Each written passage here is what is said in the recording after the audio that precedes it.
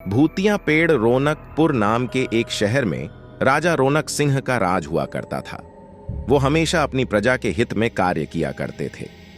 वहां की प्रजा बहुत खुश रहती थी। एक दिन गिद्ध आकाश में भूतिया पेड़ के बीज लेकर उड़ रहा था। जैसे ही गिद्ध रौनकपुर पहुंचा तो उसके मुंह से एकदम बीज रौनकपुर के बीचों बीच गिर गया। बीज भूतिया था, इसलिए अगले ही दिन वो पौधा बन गया। वहां के स्थानीय निवासियों ने जब पौधे को देखा तो हैरान रह गए, क्योंकि पौधे का रंग काला था। बाद में लोगों ने आपस में चर्चा की और यह समझा कि खेत में उगने वाला कोई घास पात या वनस्पति होगी। दूसरे दिन वो पौधा काफी बड़ा हो गया। लोगों को और ज्यादा दुविधा हुई कि एक ही दिन में यह पौधा इतना बड़ा कैसे हो गया। होते होते वो पौधा तीसरे दिन पेड़ बन गया। समय बिता और लोग भी तेजी से बढ़ने वाले पौधे के बारे में सोच सोचकर परेशान हो रहे थे। वो इस मामले को राजा के पास लेकर गए। ऐसे जादुई पौधे का पता चलते ही राजा तुरंत उस जगह पर पहुंच गए। राजा को जैसे ही पता चला कि एक काले रंग का पौधा 3 दिन में पेड़ बना है, तो वो भी उस पेड़ को हैरानी से देखने लगे। राजा उस पेड़ के पास चौथे दिन पहुंचे थे और तब तक पेड़ और बड़ा हो चुका था।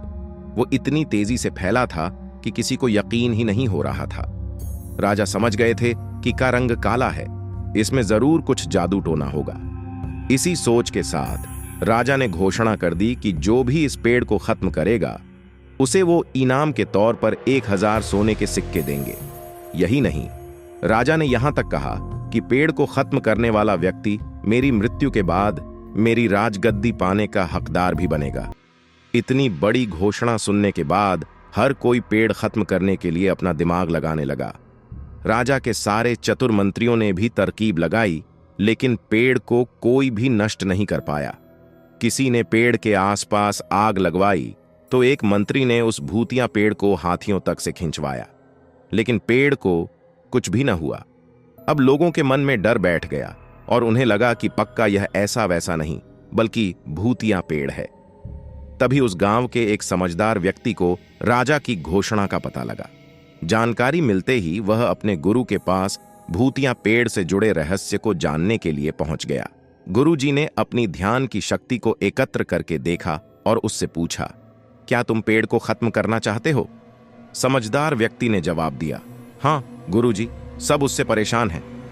गुरुजी ने बताया कि उसे खत्म करने का एक ही तरीका है। इसके लिए तुम्हें उस पेड़ के आसपास नमक डालना होगा। इस तरकीब के बारे में जानते ही वो व्यक्ति तेजी से राजा के पास गया और कहा कि इस पेड़ के आसपास आपको नमक डलवाना होगा। ऐसा करने पर ही यह पेड़ खत्म होगा। राजा ने अपने सैनिकों को ठीक ऐसा ही करने को कहा। सैनिकों ने मिलकर पेड़ के चारों ओर खूब सारा नमक डाल दिया। नमक डालने के एक दिन बाद ही पेड़ का आकार कुछ कम हुआ। होते होते 5वें दिन तक पेड़ एकदम छोटा हो गया। उसके बाद गलकर वो गायब ही हो गया। उस व्यक्ति की तरकीब काम कर गई और राजा ने खुश होकर उसे इनाम की 1000 सोने की मोहर पहले दी। उसके बाद एक पत्र दिया जिसमें लिखा था कि वो राजा के मरने के बाद उनकी गद्दी को संभालेगा।